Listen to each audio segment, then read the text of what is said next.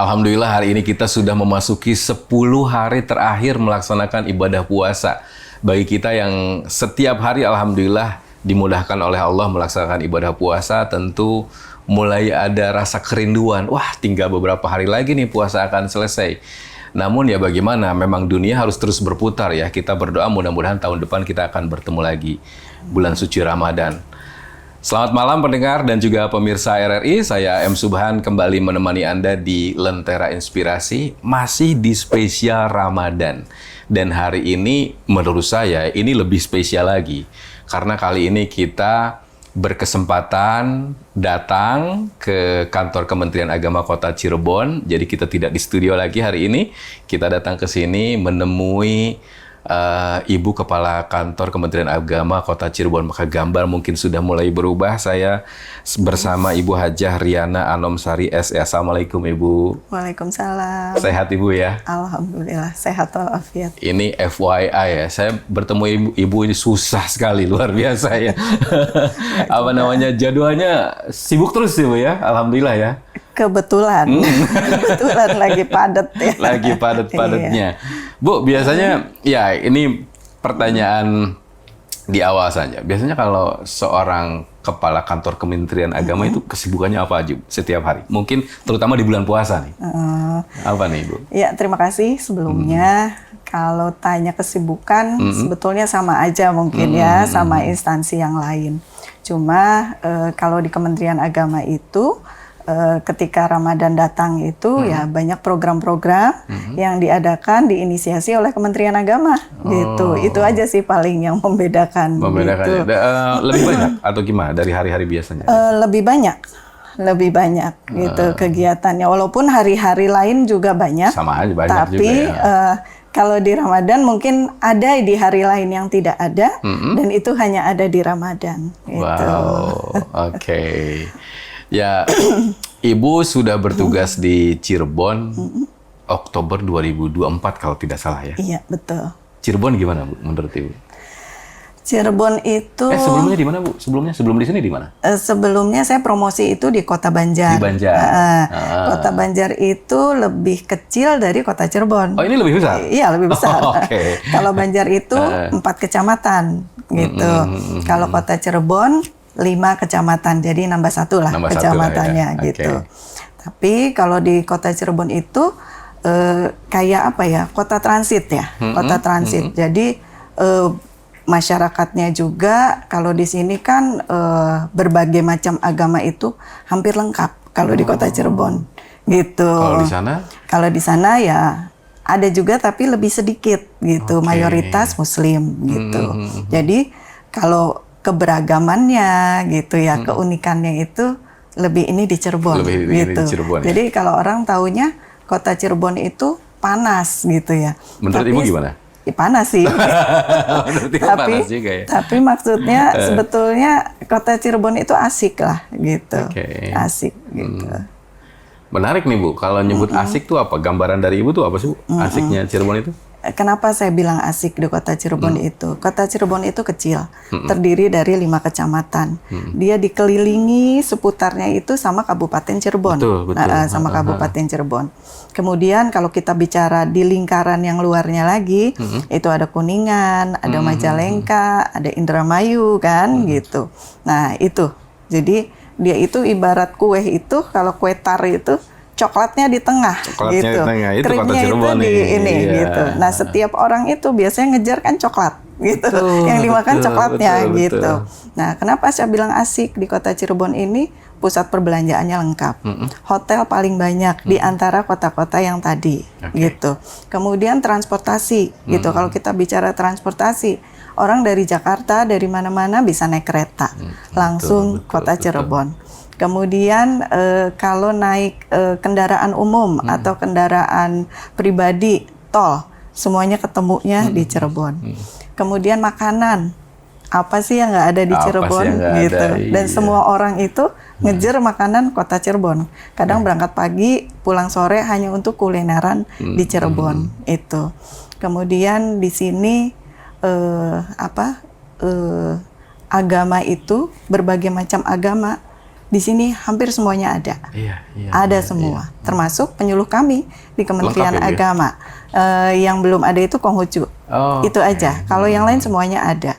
Kemudian sarana ibadah di sini juga lengkap gitu. Makanya kenapa saya bilang kota Cirebon asik gitu untuk dikunjungi gitu. Selain sejarah kota Cirebon sebagai kota wali ya. Itu. Mungkin.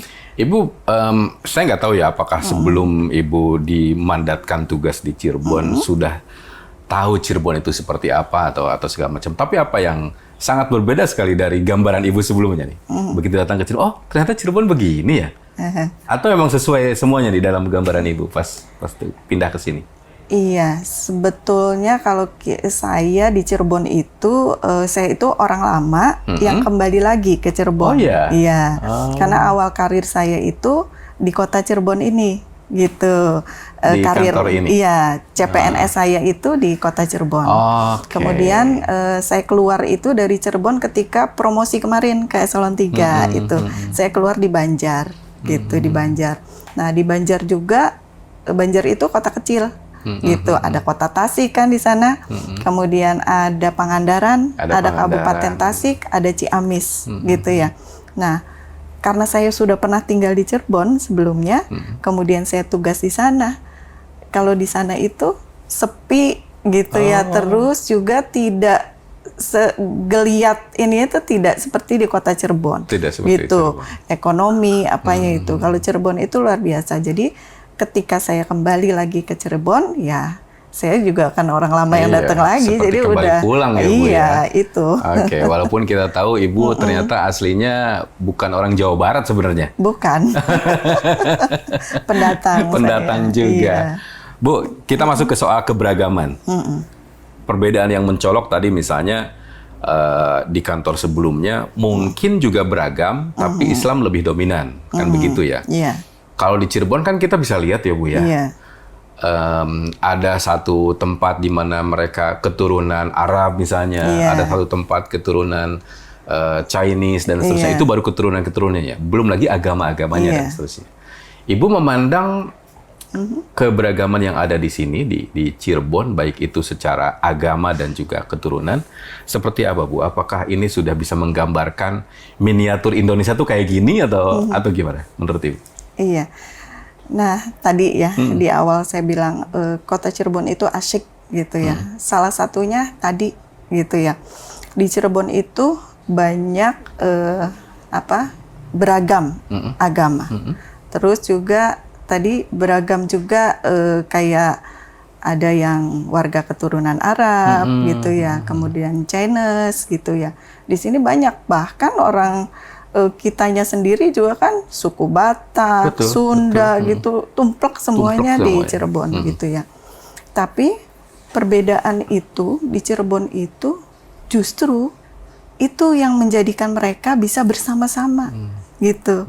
Toleransinya luar biasa gitu. Kemudian masyarakatnya juga saling gotong royong gitu. Jadi kalau menurut saya tidak ada di Cirebon ini itu bukan Muslim, gitu. Jadi ketika mereka merayakan, contohnya kemarin ya, baru aja Imlek gitu ya. Ketika itu Imlek, di kantor kami itu juga kan berbagai macam agama ya. Nah, itu kita nggak perlu lah gitu,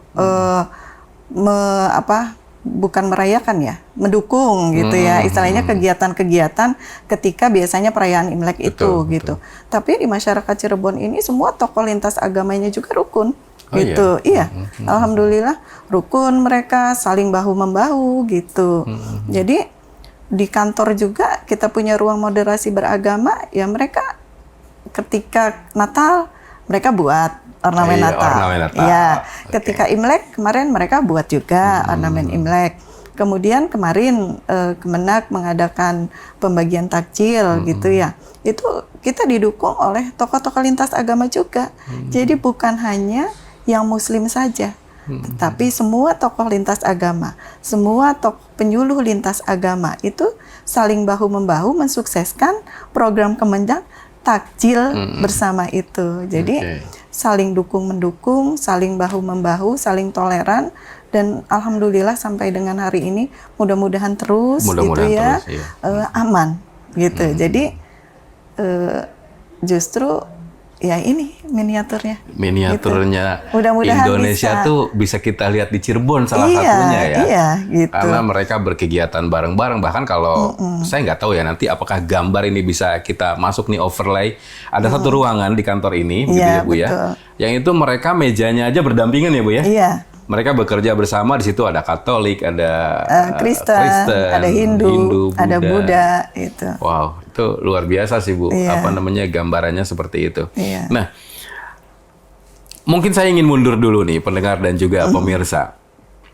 Ini apakah memang karena di Indonesia kita mayoritas Muslim dan seterusnya, maka ketika kita mendengar kata kantor Kementerian Agama, maka mungkin yang terpikir dalam otak kita ini agama Islam nih. Ya kan? Jadi di dalamnya itu ada Pak Haji, ada Bu Haji. Ya emang iya betul ya. Tapi ternyata Kementerian Agama itu ya ngurusin semua agama. Iya, betul. Betul ya Bu ya? Iya, betul. Jadi bukan cuma yang Muslim saja gitu. Jadi semua agama itu ya diurus oleh Kementerian Agama. Kementerian Agama gitu. difasilitasi. Di bawah naungan Kementerian Agama. Gitu, difasilitasi oleh Kementerian Agama. Makanya salah satunya kenapa Kementerian Agama Kota Cirebon itu kami menginisiasi punya ruang moderasi beragama. Itulah miniaturnya. Itulah miniaturnya. Iya. Tapi ini adalah inisiasi yang dilakukan oleh Kementerian Agama Kota Cirebon atau di seluruh Kementerian Agama wajib punya ruang moderasi. Kalau dibilang wajib sih tidak. Oh gitu. Iya. Tapi setiap kabupaten kota itu mengusung moderasi itu wajib gitu. Artinya bukan hanya program Kementerian Agama kalau itu, tapi Presiden juga kan programnya itu seperti itu. Bagaimana kita menciptakan moderasi dan toleransi antar umat beragama, itu kewajiban setiap anak bangsa. Setiap anak bangsa. Iya. Cuma kebetulan Kota Cirebon kita kemarin ada ruangan kosong, dan penyuluh lintas agamanya itu CPNS kemarin itu berdatangan sangat banyak. Betul. Ruangannya nggak ada gitu. Jadi saya berpikir ruangan yang kosong ini udahlah untuk wadah mereka gitu. Wadah untuk mereka. Tujuannya dan harapan saya besar di ruangan itu, toleransi beragama itu dimulai dari ruangan yang kecil itu. Sana, gitu iya. Dan diharapkan bisa terbawa keluar itu.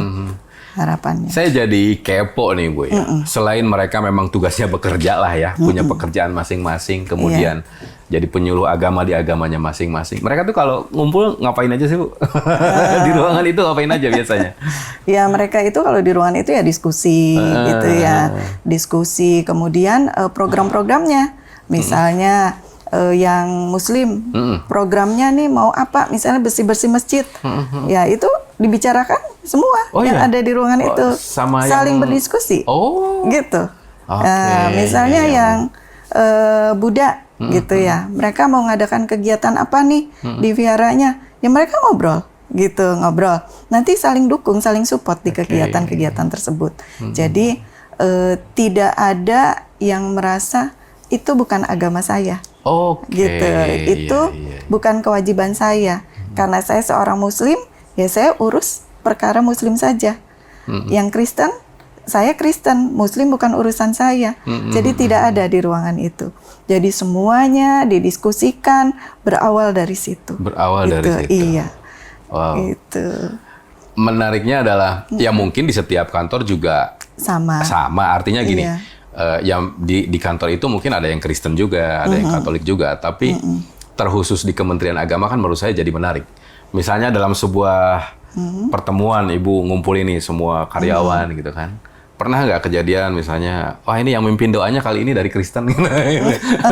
Atau ya kali aja ya, kita kan nggak tahu, jangan-jangan sesekali yang mimpin doanya dari mana gitu. Itu pernah kejadian begitu nggak Bu? Atau selama ini memang dipercayakan ke Muslim? Ke Muslim. Kalau doa sih karena mayoritas, jadi Muslim gitu. Tapi selalu kan yang untuk beragama lain silahkan berdoa menurut agama dan keyakinannya gitu.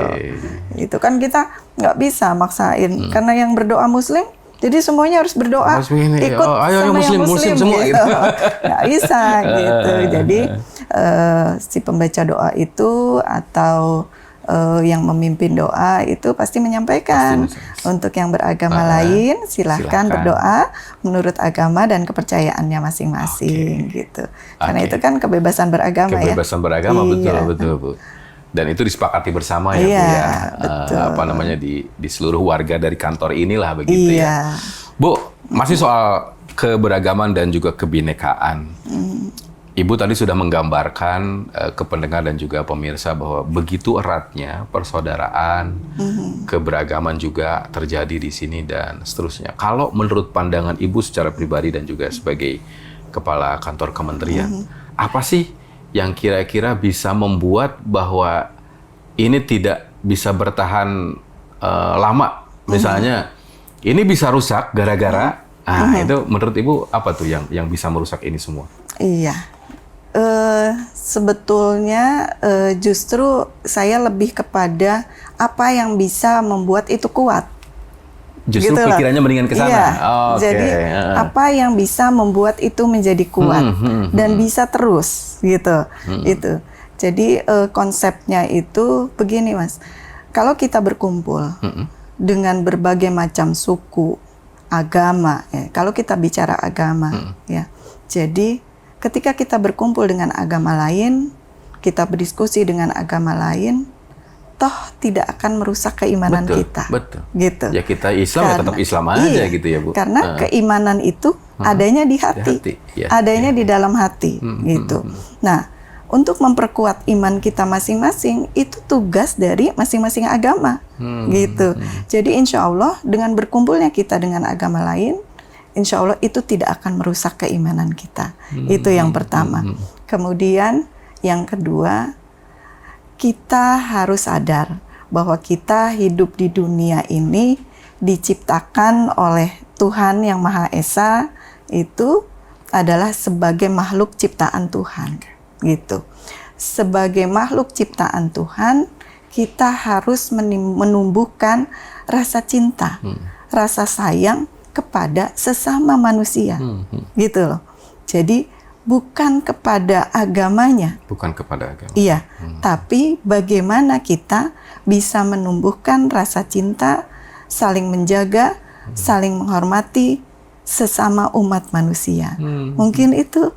Kemudian yang ketiga, sebagai warga negara Indonesia, kita harus bisa menciptakan kerukunan, kedamaian di negeri ini. Iya. Jadi contohnya Kota Cirebon ya, kita harus bisa menciptakan kerukunan itu, menjaga keamanan. Jadi dari kota yang kecil ini, ketika kita jaga, ya berarti kita andil, ikut menjaga keamanan negara Indonesia ini. Itu kewajiban anak bangsa, gitu, setiap warga negara. Jadi itu. Apapun latar belakang mereka, apapun agama mereka, begitu ya. Kita punya porsi yang sama untuk menjaga negara ini, begitu ya. Dengan porsi kita masing-masing. Iya. Jadi konsepnya sederhana itu, dengan cinta itu. Dan itu yang Ibu coba pupuk di kantor ini paling tidak ya, untuk tetap menanamkan rasa kebersamaan, saling mencintai, saling menjaga. Iya, itu yang harus kita kedepankan, gitu.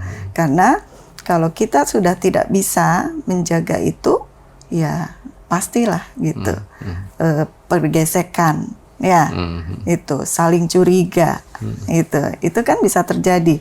Nah, ketika itu sudah muncul, gitu, berarti keamanan itu juga menjadi tidak terjaga, gitu. Jadi konsepnya itu dari setiap orang, setiap manusia harus punya yang seperti itu. Nah, sekarang bagaimana kita caranya menumbuhkan konsep-konsep tadi kepada setiap manusia itu, gitu.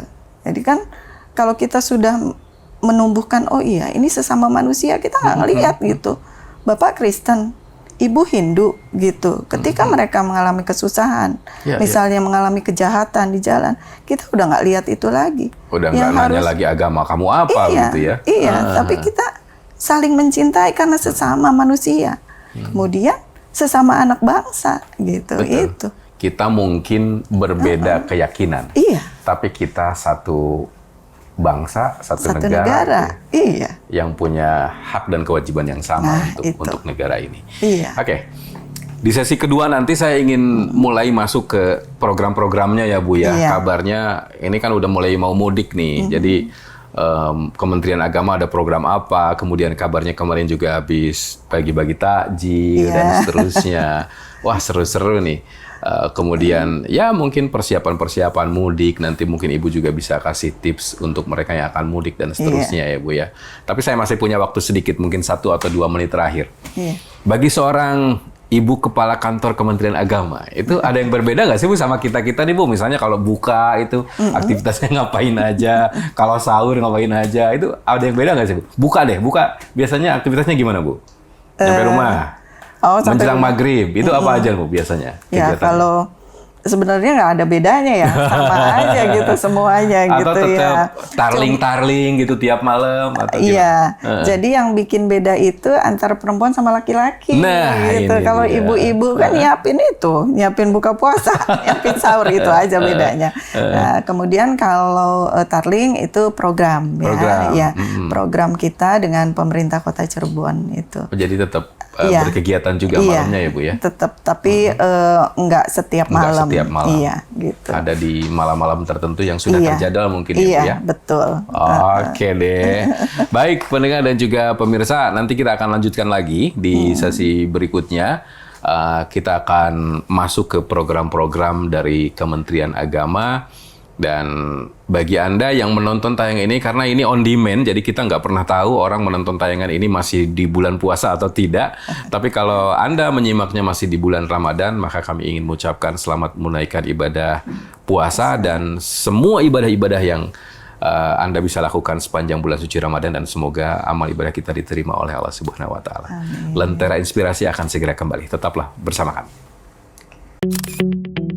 RRI Digital dengan tampilan baru, berbagai konten kolaborasi dari berbagai program nasional, termasuk siaran visual langsung, siaran radio langsung, daftar putar musik, podcast, berita video, dan berbagai fitur interaksi pengguna dalam permainan. Berbagai konten menarik seperti suka, komentar, dan berbagi, serta obrolan langsung dengan penyiar dan pengguna. Pesan langsung dan fasilitas obrolan pribadi antara pengguna aplikasi juga tersedia. RRI Digital tersedia di Google Store dan App Store. RRI Digital.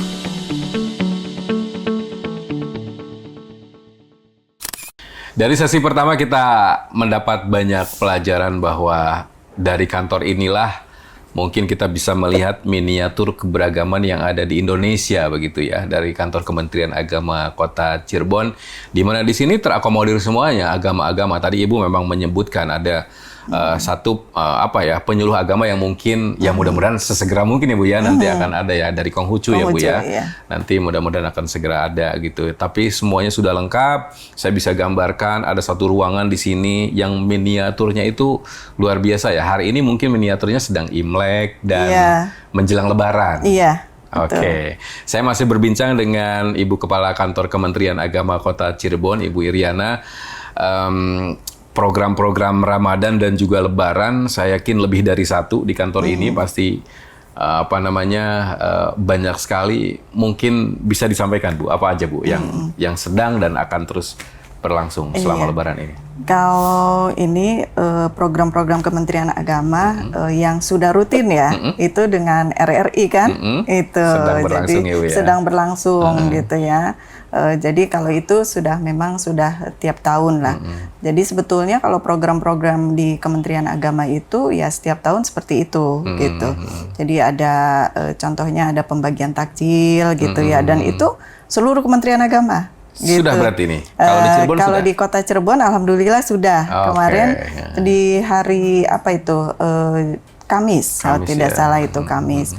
Kemudian kita juga ada hataman gitu. Jadi kalau di Ramadan itu setiap hari itu kita setelah duhur itu ada tadarus Al-Qur'an, ada tadarus, iya gitu. Dan itu tadarus itu setiap seksi kita dibebankan gitu. Misalnya di Penmat dia berapa juz gitu. Nah, nanti ketika hataman kita barengan tuh mengadakan kegiatan buka puasa bersama. Kemudian pembagian bingkisan gitu, pembagian bingkisan biasanya untuk anak yatim gitu ya, untuk tenaga honorer yang masih ada di kita itu. Nah, kemudian nah satu nih yang paling ini, kita kan sebentar lagi orang terakhir itu tanggal 13 ya. Tanggal 13. Nah, nanti tanggal 16 itu kita mulai WFA kan gitu. Betul. Jadi bukan libur nih gitu. WFA katanya gitu. Jadi bukan libur. Jadi tetap kerja, cuma bisa di mana saja. Nah, kenapa pemerintah mengambil seperti itu supaya mudik itu tidak tertumpu pada di satu titik tertentu gitu ya. Yang nanti bisa menimbulkan kemacetan segala macam gitu. Jadi kenapa dibuat WFA? Nah, Kementerian Agama sudah beberapa tahun ini mengadakan posko mudik Lebaran gitu. Namanya itu Masjid Ramah Pemudik gitu. Masjid Ramah Pemudik. Nah, nanti di masjid-masjid di situ bisa digunakan istirahat untuk para pemudik gitu. Sedangkan kalau di kota Cirebon ini ada 2 titik gitu. Yang pertama di Bepas, karena tadi ya di awal saya cerita dulu kota Cirebon itu kan dikelilingi sama kabupaten. Betul. Gitu. Nah, biasanya pemudik itu ya carinya itu yang dekat jalan gitu. Nah, kebetulan kita cuma 2 akhirnya gitu. Kan kalau yang ke kota sih banyak gitu ya, cuma jarang lah. Jadi kita ada di Bepas di sini Masjid Ar-Rasyidun gitu. Memang posisinya dia lebih banyak ke arus balik. Tapi ada juga sih yang dari daerah Jawa itu yang mau ke Jakarta, mungkin ke Bandung lewat situ.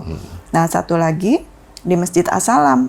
Di Masjid As-Salam. Masjid As-Salam itu lebih diinikan keperuntukannya untuk yang menggunakan kereta api gitu. Barangkali nanti dia kemalaman gitu ya, nggak ada kendaraan gitu, bisa bermalam di situ gitu. Kemudian mau sholat apa, mungkin kalau di stasiun kan kecil ya musolanya gitu, kalau di situ besar gitu. Jadi memang 2 titik itu kita fasilitasi untuk para pemudik. Gitu, iya. Jadi nanti ada yang piket jaga di sana. Oh iya, gitu. Dibagi gitu. piket begitu ya, dari karyawan sini berarti Bu ya? Penyuluh. Dari penyuluh-penyuluhnya. Ada pramuka gitu, itu dipiket. Kemudian nanti ada Ruhyatul Hilal. Biasanya sebelum ditentukan oleh pemerintah kapan jatuhnya Idul Fitri, nah kita ada itu namanya Ruhyatul Hilal. Itu 1 atau 2 hari? Nanti di tanggal 19. Oh, udah ditentukan tanggalnya? Iya, tanggalnya. Di tanggal 19, nanti tempatnya kalau kota Cirebon itu kebetulan belum punya titik pantau Ruhyatul Hilal itu. Jadi kita masih gabung ke Kabupaten Cirebon gitu. Nah, tapi gabung itu Majalengka, Kuningan, Indramayu itu gabung di situ kota Cirebon. Tempat? Iya, di Gebang. Oh, Cirebon Timur berarti ya? Iya, di Gebang. Nanti kita sama-sama melihat kapan nanti Lebaran itu di tanggal 19. Di tanggal 19 itu akan ditentukan begitu ya? Iya, betul. Tapi ini saya boleh sedikit aja soal Ruhyatul Hilal itu. Ibu mengatakan Cirebon belum punya. Kota Cirebon belum punya tempatnya. Sebenarnya kalau untuk pemantauan yang kita satu wilayah seperti ini, itu urgent sekali kita harus punya, atau sebenarnya dari satu titik yang tadi misalnya di Gebang itu sudah bisa mewakili sebenarnya? Kalau dibilang urgent sih tidak harus kita punya gitu. Karena banyak juga kabupaten kota lain itu bergabung gitu. Di satu tempat. Iya gitu. Karena kan tidak semua tempat itu bisa jadi titik pantau. Gitu, karena kan dia tidak bisa terhalang ya, gitu. Yang salah satunya di Gebang, tapi kami juga Kota Cirebon itu berusaha agar kita punya tim hisab ruqyat sendiri, dan rencananya sih kemarin kita sudah ngajukan ke wali kota supaya kita juga bisa melaksanakan atau menjadi tempat pilihan untuk titik pantau itu. Kemarin ngobrol dengan tim itu, Bu, kayaknya kita coba bisa pakai di UIN nih. di UIN Oke, Cyber. Cyber. Itu. Jadi kayaknya di gedung yang paling atas itu kayaknya bisa gitu. Cuma kami belum membuktikan gitu, tapi akan dicoba gitu. Nah, nanti mudah-mudahan kalau memang iya sudah dipastikan dan tim ini sudah bisa dibentuk oleh Pak Wali Kota, jadi Kota Cirebon bisa menjadi alternatif pilihan selain Gebang gitu. Iya. Ini mungkin knowledge ya buat saya, buat pendengar juga. Sebelum nanti kita akan coba masuk lagi ke program Ramadannya dan juga Idul Fitri. Apa sih Bu syarat-syaratnya sebuah tempat itu bisa jadi tempat untuk pemantauan biasanya? Secara teknis apa syaratnya? Harus tinggi kah? Harus tidak terhalang kah? Atau gimana? Iya, tadi tidak terhalang. Gitu. Jadi bukan cuma kayak di Gebang itu, dia nggak di ketinggian, nggak di ketinggian, tapi dia kan di pinggir pantai dan dia pandangan itu kita luas gitu ya? Tidak ada gedung, tidak ada itu. Jadi titik pantau itu bisa langsung gitu, walaupun memang kemarin juga tidak terlihat, belum terlihat gitu. Nah terus kemarin waktu saya di Banjar itu kita pakainya ada di pegunungan, di gunung gitu, karena posisinya dia memang adanya bisa terlihat itu di gunung itu gitu. Jadi belum tentu pada ketinggian, tapi bagaimana titik pandang itu bisa langsung terlihat. Itu sih gitu. Koreksi kalau saya salah Bu, mungkin ini sedikit diskusi saja. Ketika ada satu tempat pemantauan hilal, mereka melaporkan bahwa hilal itu terlihat, maka kita berpuasa nih semuanya. Pun juga begitu, ketika satu tempat dimanapun itu yang ditentukan semuanya tidak melihat, maka kita belum bisa puasa atau belum bisa lebaran kan gitu ya. Berarti di Cirebon pun begitu ya Bu? Bisa jadi ketika kita pengamatan itu sama sekali nggak lihat apa-apa? Bisa saja? Iya, gitu. Contohnya kemarinnya kita nggak terlihat gitu. Tapi kan penentuan awal Ramadan itu bukan berarti di satu tempat. Di tempat lain ada yang lihat. Iya, gitu. Jadi dari semua tempat pemantauan itu seluruh Indonesia itu melaporkan. Gitu, melaporkan dulu ke tingkat kantor wilayah. Nanti kantor wilayah itu melaporkan ke pusat. Makanya ada namanya sidang isbat. Sidang isbat. Itu. Ya, itu. Jadi itu menentukan kapan awal Ramadan. Kapan awal Idul Fitri. Iya, kapan Idul Fitri dimulai gitu. Gitu. Seperti itu ya Bu ya? Iya. Oke. Baik, itu knowledge lah buat kita yang mungkin belum tahu. Iya. Bu, kita balik lagi ke program Ramadan. Berarti salah satunya Ibu akan ada yang namanya Masjid Ramah Pemudik. Biasanya mereka akan dapat apa aja sih Bu kalau kita singgah di situ, selain kita ikut sholat ya Bu ya? Itu biasanya apa di sana? Jadi Masjid Ramah Pemudik ini yang diharapkan oleh Pak Menteri itu adalah bagaimana kita bisa memfasilitasi para pemudik tadi. Bukan hanya mereka ikut sholat, tapi bagaimana mereka juga bisa istirahat di sana dengan nyaman. Itu yang paling utama sih gitu. Nah terus kemudian kenapa masjid itu digerakkan untuk menjadi titik-titik sebagai tempat istirahat pemudik, gitu. Karena selama ini gitu ya, ketika musim mudik itu setiap orang itu kan butuh tempat istirahat, tidak harus di rest area, gitu. Mungkin kalau yang pakai tol mereka ada rest area, gitu. Tapi ketika yang menggunakan motor atau jalan nasional gitu, itu kan jarang sekali rest area. Nah, bagaimana kita memfasilitasi para pemudik ini agar mudik itu nyaman, mudik itu aman, mudik itu menyenangkan, dan mereka bisa sampai ke tujuan dengan selamat itu. Tadi kita ikut membantu memfasilitasi istirahat mereka, gitu. Nah, nanti kita sediakan tempat istirahat, kemudian ya fasilitas di masjid itu semuanya harus nyaman juga, kayak toiletnya harus bersih gitu. Terus kemudian yang karena perjalanan jauh mungkin tidak puasa kan diperbolehkan juga gitu. Kita sedialah ada teh, kopi gitu. Nah nanti ketika berbuka biasanya di masjid itu juga kan menyediakan untuk takjil. Itu sih. Itu juga difasilitasi Kementerian Agama gitu. Bersama-sama dengan masjid. pihak lain. Iya. Berarti dalam kegiatan Ramadan dan menjelang Idul Fitri, mudik lah ya Bu ya, mudik balik Lebaran itu juga melibatkan lintas agama juga Bu? Iya.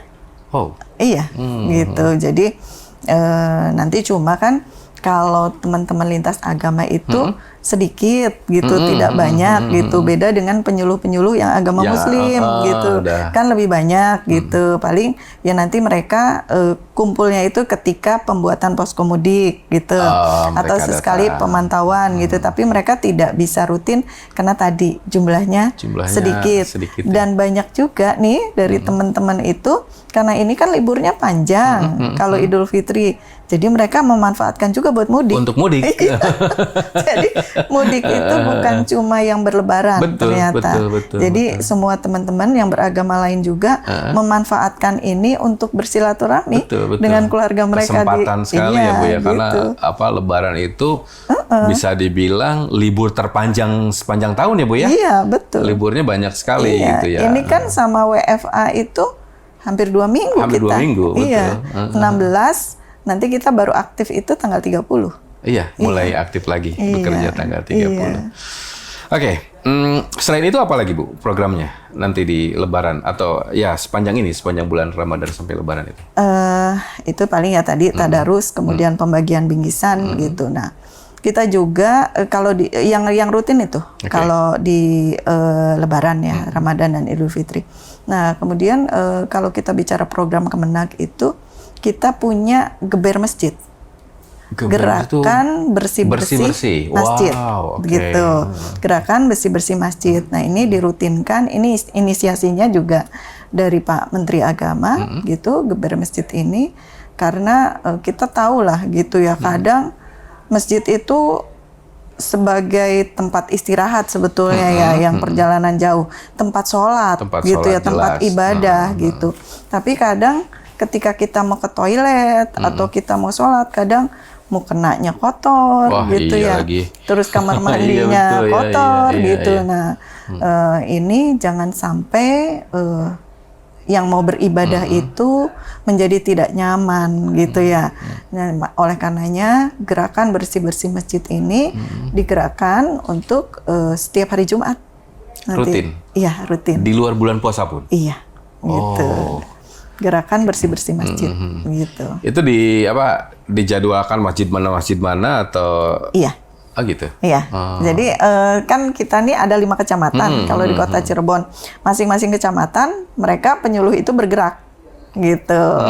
Penyuluh itu bergerak bersih-bersih masjid. Nanti tinggal di Kecamatan Kesambi, misalnya mau masjid mana nih minggu ini, minggu depan masjid mana nih gitu. Jadi berpindah-pindah gitu.